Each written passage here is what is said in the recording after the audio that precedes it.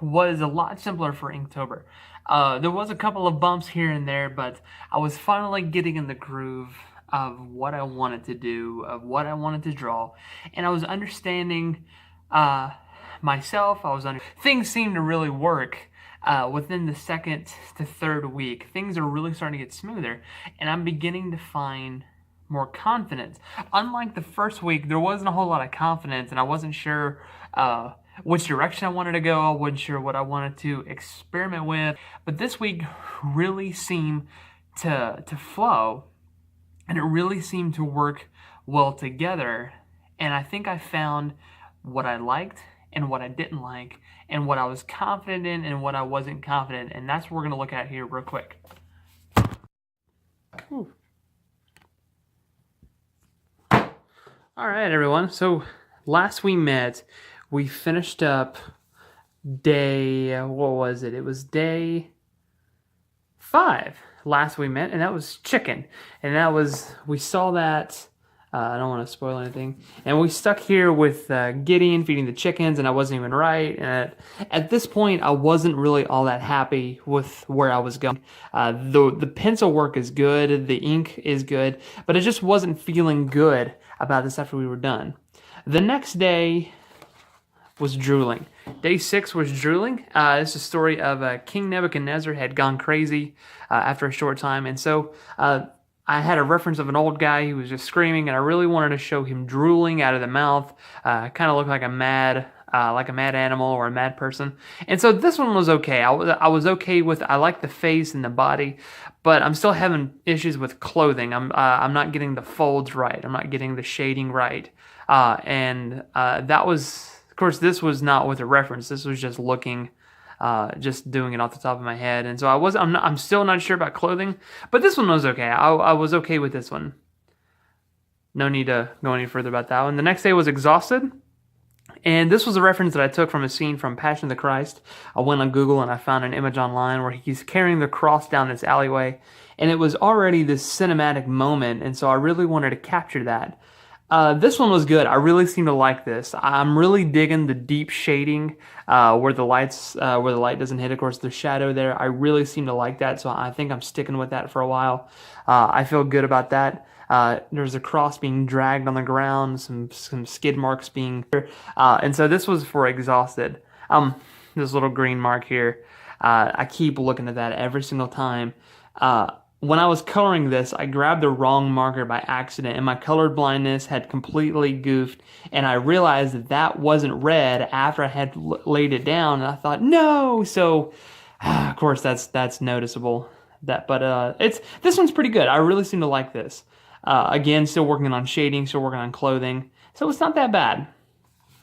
The next one, let's see here, is, oh yeah, okay, so day 8, I think is what it was, star. I think is what it was. And so, of course, there's that one image of the story of the 3 wise men going to Jesus. This was the day that I was completely not in the zone. I was not wanting to draw. I was kind of like, I don't really know where to go with this.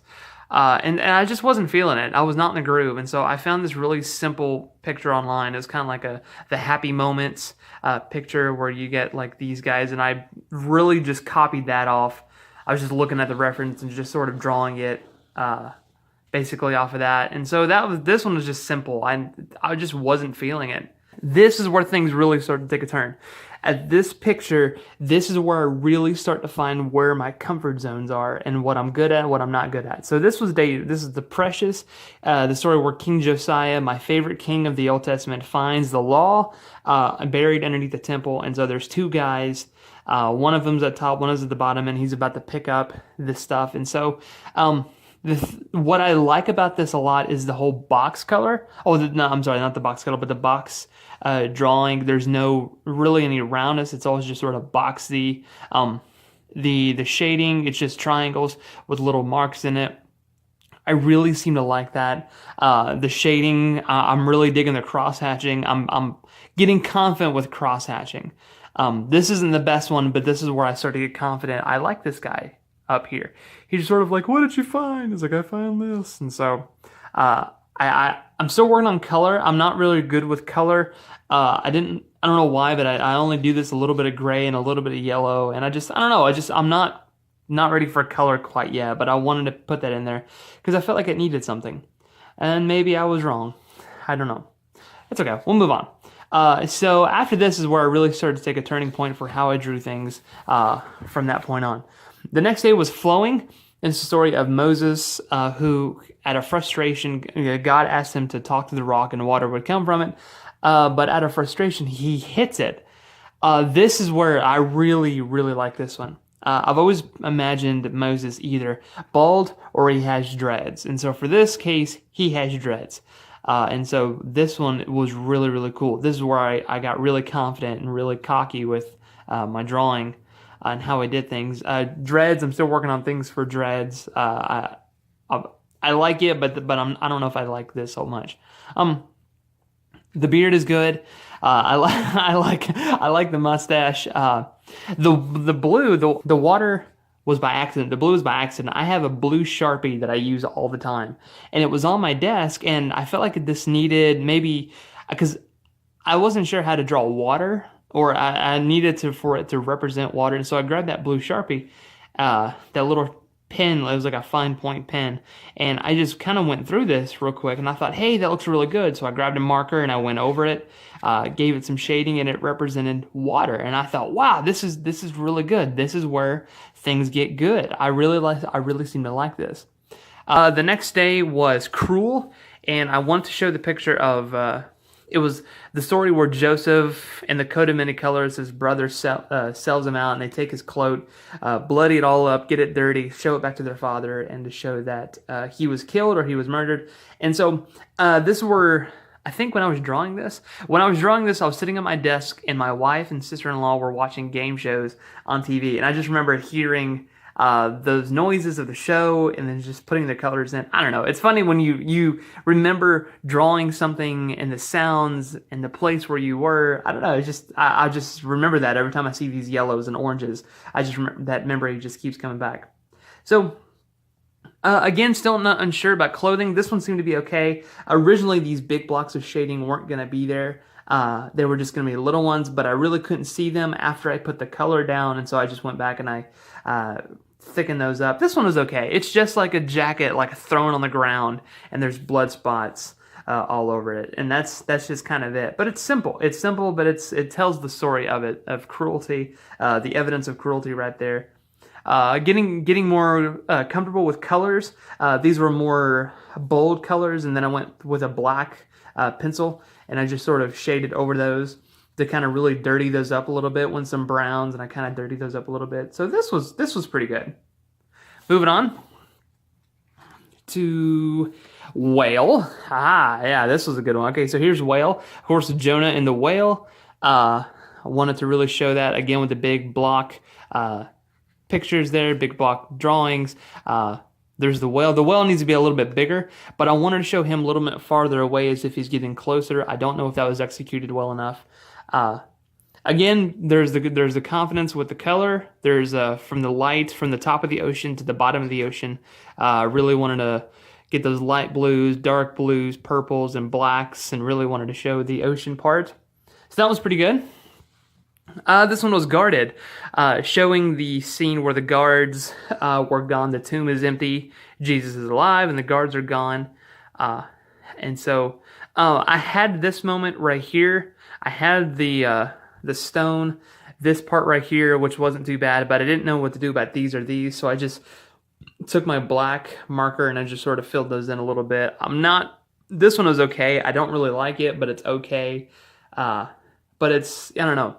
Still working with color. Like again, I want the light to really shine, and that's kind of the first thing that I'm driven to is when I took that pencil and I kind of went like this, I was focusing on that white part right in there, and I think that was executed well. I really like that. The shield and the spears, those are okay. The little fire pit, that's okay.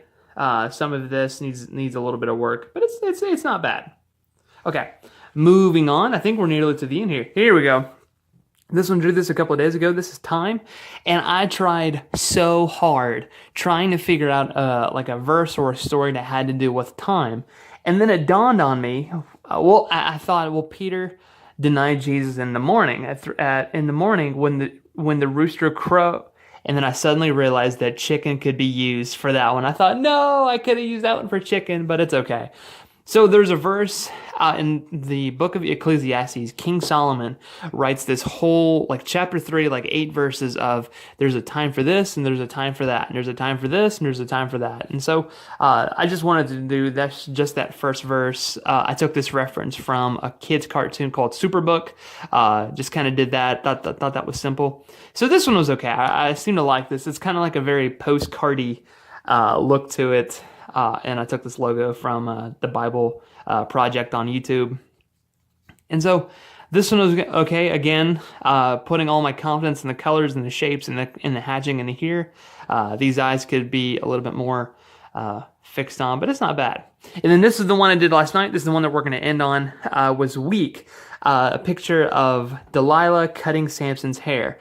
I took this reference from Game of Thrones where Daenerys is looking over Khal Drogo. He's sick, and I took this arm, this reference from the Bible series where Delilah is actually holding up the hair, and I put those two references together, and boom, made this one.